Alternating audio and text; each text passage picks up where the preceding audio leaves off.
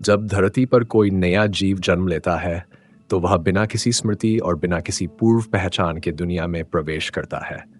एक नवजात शिशु अपनी माँ के गर्भ से निकलता है और अक्सर तुरंत रोने लगता है, और ये रोना कई संस्कृतियों और परंपराओं में लोगों को आकर्षित करता है। वैज्ञानिक दृष्टि से इस रोने को शिशु के वातावरण में अचानक हुए बदलाव के प्रति एक स्वाभाविक प्रतिक्रिया के रूप में देखा जाता है, जो गर्म तरल से भरे गर्भ से वायु भरे बाहरी संसार में संक्रमण का परिणाम होता है। हालांकि जन्म के समय बच्चे के रोने के पीछे का रहस्य केवल वैज्ञानिक समझ तक सीमित नहीं है।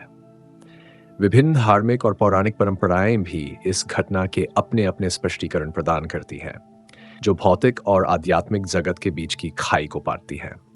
वैज्ञानिक व्याख्याओं के अनुसार गर्भ में बच्चा एक अनूठे वातावरण में रहता है। गर्भ के अंदर बच्चे को सांस लेने की आवश्यकता नहीं होती, क्योंकि ऑक्सीजन और पोषक तत्व नाल के माध्यम से मां के शरीर से मिलते हैं।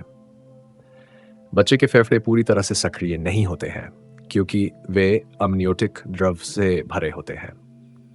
जब प्रसव प्रक्रिया शुरू होती है, तो बच्चे को संकरे जन्म नाल से गुजरना पड़ता है, जो मां और बच्चे दोनों के लिए एक तीव्र और अक्सर दर्दनाक प्रक्रिया होती है। इस यात्रा के दौरान दबाव बच्चे के फेफड़ों से कुछ द्रव को निकालने में मदद करता है। लेकिन जब बच्चा आखिरकार दुनिया में आता है, तो उसे अपने फेफड़ों से और अधिक द्रव निकालने की आवश्यकता होती है, ताकि पहली बार वायु उसके फेफड़ों में प्रवेश कर सके। यही कारण है कि नवजात शिशु रोते हैं। उनका पहला रोना उन्हें गहरी सांस लेने में मदद करता है, उनके फेफड़ों को वायु से भरता है और बचे हुए द्रव को बाहर निकालता है। रोने का कार्य अच्छे स्वास्थ्य का भी संकेत है। यह दर्शाता है कि बच्चे का शरीर वैसे ही काम कर रहा है जैसे उसे करना चाहिए। यदि बच्चा तुरंत नहीं रोता है, तो चिकित्सा पेशेवर बच्चे को धीरे धीरे उत्तेजित करेंगे, ताकि वह रोने लगे, यह सुनिश्चित करने के लिए कि फेफड़े साफ हो जाएं और बच्चा सामान्य रूप से सांस लेना शुरू कर दे। इस पहले रोने का जैविक महत्व अत्यधिक है। यह बच्चे का गर्भ के बाहर के जीवन में समायोजन करने का तरीका है। जब फेफड़े फैलते हैं, तो ऑक्सीजन रक्त प्रवाह में प्रवेश करती है और हृदय नाल पर निर्भर रहने के बजाय ऑक्सीजन युक्त रक्त को पूरे शरीर में पंप करना शुरू कर देता है। जो बच्चे जन्म के समय पर्याप्त ऑक्सीजन प्राप्त नहीं करते हैं, उन्हें गंभीर स्वास्थ्य जोखिमों का सामना करना पड़ता है, जिनमें संभावित मस्तिष्क क्षति भी शामिल है। यह उस प्रारंभिक रोने की महत्वपूर्ण भूमिका को दर्शाता है, जिसे अक्सर जीवन के संकेत के रूप में देखा जाता है। हालांकि जैविक व्याख्या से परे विभिन्न धार्मिक और सांस्कृतिक परंपराएं ये बताती हैं कि जन्म के समय एक बच्चे के रोने का क्या कारण हो सकता है। ऐसा ही एक स्पष्टीकरण हिंदू पौराणिक कथाओं में पाया जाता है, विशेष रूप से विष्णु पुराण में, जो ब्रह्मांड के निर्माण और अस्तित्व के कई अन्य पहलुओं का वर्णन करता है। इस परंपरा के अनुसार नवजात का रोना केवल एक शारीरिक प्रतिक्रिया नहीं है, बल्कि ये ब्रह्मांडीय और आध्यात्मिक महत्व से परिपूर्ण है। एक कथा में कहा गया है कि जब ब्रह्मांड के निर्माता ब्रह्मा ने अपने समान एक पुत्र को उत्पन्न करने का निर्णय लिया, तो उन्होंने अपनी दिव्य शक्ति का उपयोग करके एक मायावी बालक को उत्पन्न किया।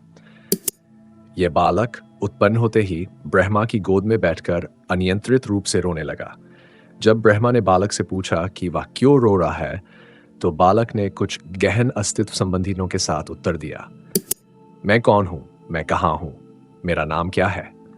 ये प्रश्न पुराण के अनुसार मानव स्थिति की जड़ में है, ब्रह्मांड में पहचान, स्थान और अर्थ की खोज। बच्चे को शांत करने के लिए ब्रह्मा ने उसे रुद्र नाम दिया, जिसका अर्थ है रोने वाला या वह जो रोता है।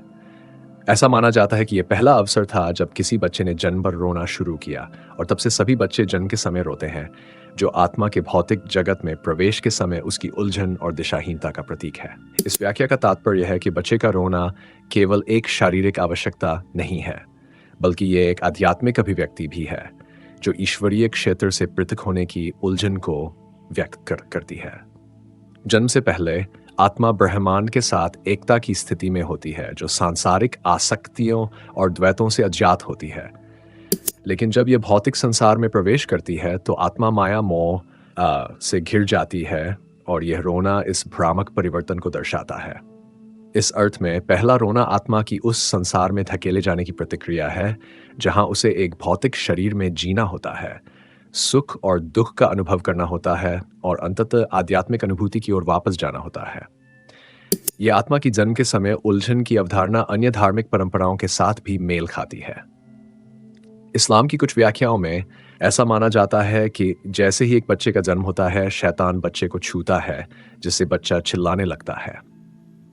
नवजात को इस प्रभाव से बचाने के लिए कुछ लोग मानते हैं कि बच्चे के जन्म के तुरंत बाद एक प्रार्थना पढ़नी चाहिए, एक कान में अजान और दूसरे कान में कलमा सुनाया जाता है। ऐसा माना जाता है कि इससे बच्चे को किसी भी बुरे प्रभाव से सुरक्षा मिलती है और यह सुनिश्चित होता है कि नवजात जीवन के पहले क्षण से ही ईश्वरीय संरक्षण में है। इन दोनों व्याख्याओं हिंदू धर्म और इस्लाम से पता चलता है कि बच्चे का पहला रोना केवल शारीरिक प्रतिक्रिया नहीं है, बल्कि यह एक गहरा आध्यात्मिक क्षण है, जहां नवजात आत्मा भौतिक जगत से परे की शक्तियों के संपर्क में होती है। चाहे बच्चा अपने दिव्य संबंध के नुकसान पर प्रतिक्रिया कर रहा हो, जैसा कि हिंदू विचार में सुझाव दिया गया है, या किसी बुरी शक्ति की उपस्थिति पर प्रतिक्रिया कर रहा हो, जैसा कि इस्लाम में प्रस्तावित किया गया है, ये रोना बच्चे का सांसारिक जीवन के संघर्षों और कष्टों के साथ पहला सामना है। धार्मिक आख्यानों में भिन्नताओं के बावजूद एक साझा विषय है जो सांस्कृतिक सीमाओं से परे जाता है।